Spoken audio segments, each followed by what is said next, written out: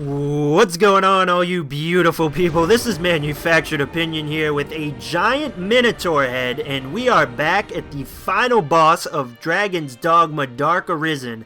And if I would have known that when I came back down here there would be a second form to this final boss, I would have included it all in one video with the first and second form, just so it was easier for everybody to find all of the information in one spot. But I did not know that when I came back down here, this guy would decide to sprout a giant Total Recall face from its stomach. It freaked me out, and rightfully so. That thing is creepy. Creepy slash comedic. Every time I look at it, I either want to run away and cry or laugh. It has differing effects on me. But, I came down here as a Mystic Knight first, so most of the clips that you see here are going to be my first encounter with the boss, and then I was not comfortable with the Mystic Knight at all. If you have a good assassin and you have good daggers, I do not have good daggers.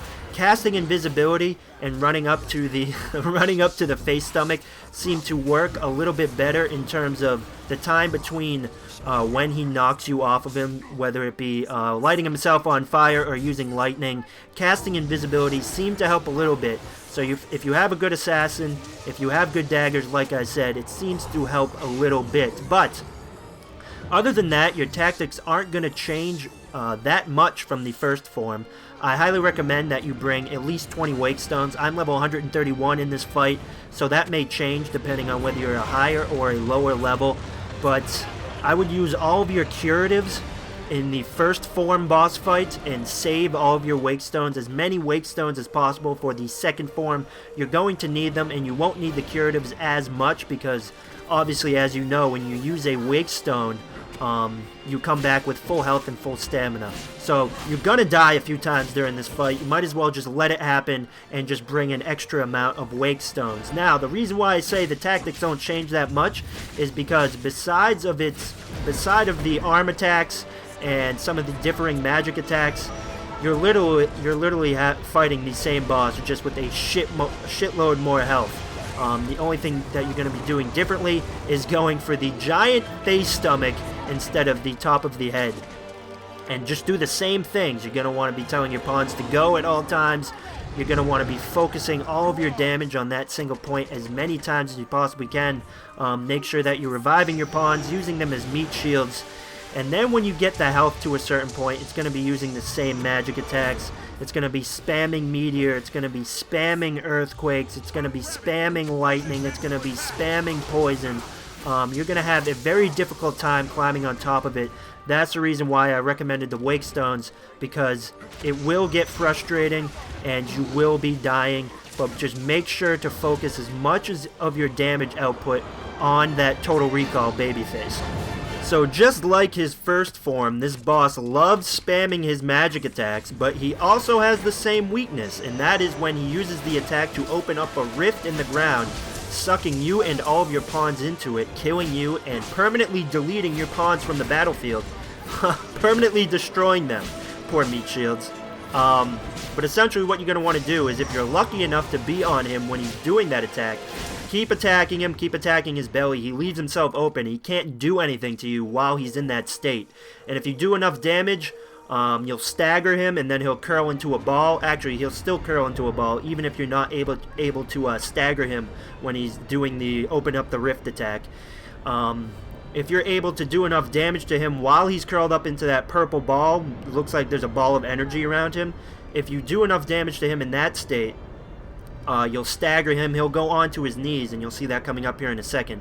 He'll go onto his knees, and then you have plenty of time to keep smacking his face over and over and over again. And I had to include this clip. Look at Miss Gogurt. Representing the pawns getting juggled by a tornado. But I'm actually going to show you the clip of me killing it here. As you can see, I'm an assassin now.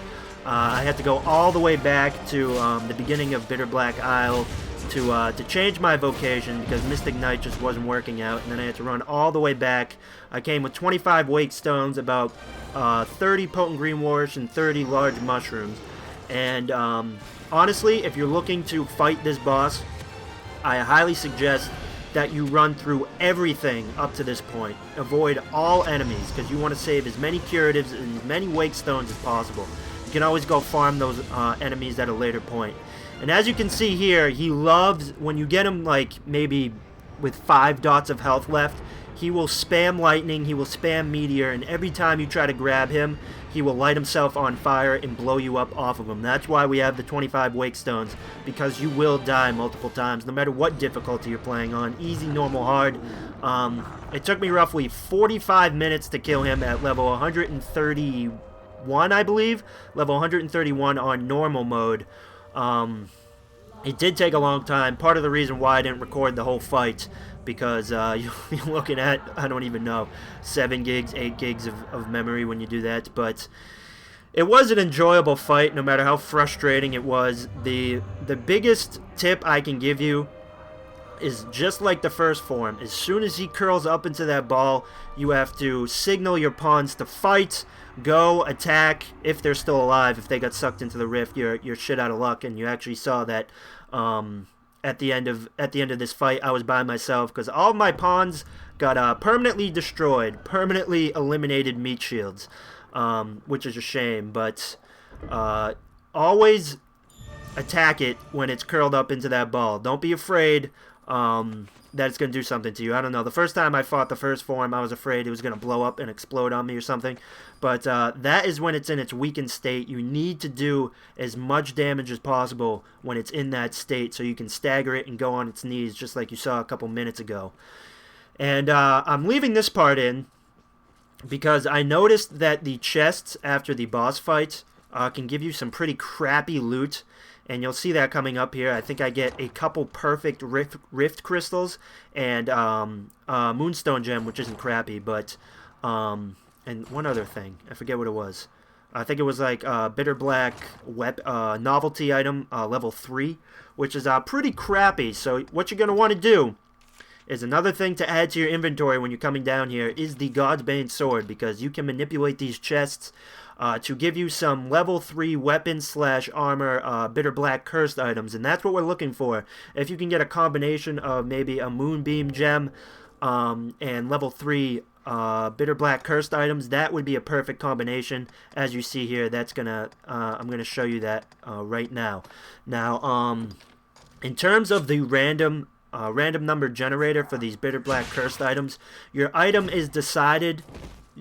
The game decides your item, the random number generator decides your item as soon as you pick it up from the chest. You cannot go back to the, I forget what her name is, the woman that purifies your cursed items. You can't go back to her, purify your cursed items, realize it's not something you want, kill yourself, reload, and try to get different items. Like I said, as soon as you pick up that item from the chest, it's decided upon what that item is going to be. So as soon as I pick up that level 3 bitter black weapon cursed item, my item's already decided, which kind of sucks because the items I got here are for mages, and as you guys know, I like being melee classes so I can smack things in the face. But just one last clip here, I'm going to show you that killing yourself after you purify your items does not work. You will get the same. So I'm going to use this last clip as a sort of recap of the boss fight. First and foremost, wake stones, probably one of the most important things in my opinion. Bring as many as your item weight will allow. Obviously, if you're a higher level than I was in this video, you will not need as many. And if you don't have enough, go farm the offline Dragon until you're comfortable with the amount you have, because you will need them. You will die a few times in this fight, which is perfectly fine. Secondly, attack the stomach, not the head. It is different from the first form in that regard, and it has the same weaknesses. It opens up a rift in the ground, giving you time to stagger it, and then it will curl into that little purple ball, giving you even more time to stagger it. And if you're able to stagger it, you'll have an ample amount of time to dish out a lot of damage, so make sure you're looking for that opening. It loves to spam its magic attacks more than the first form. It's really annoying. Has meteors, earthquake, tornadoes, lightning. Loves using lightning to get you off its back, and it loves blowing itself up to get you off its back. Probably one of the other more important things is do not get frustrated. You will die. That's why you have the wake stones. If you get frustrated, you're opening yourself up to more mistakes. So, I hope you guys enjoyed the video. I hope you're enjoying Dragon's Dogma Dark Arisen and giant faces bursting out of chests. And I know you'll be asking about the helmet I am wearing, so I will be making a video on that shortly. As always, guys, enjoy life and enjoy your video games, and I will be talking to you later.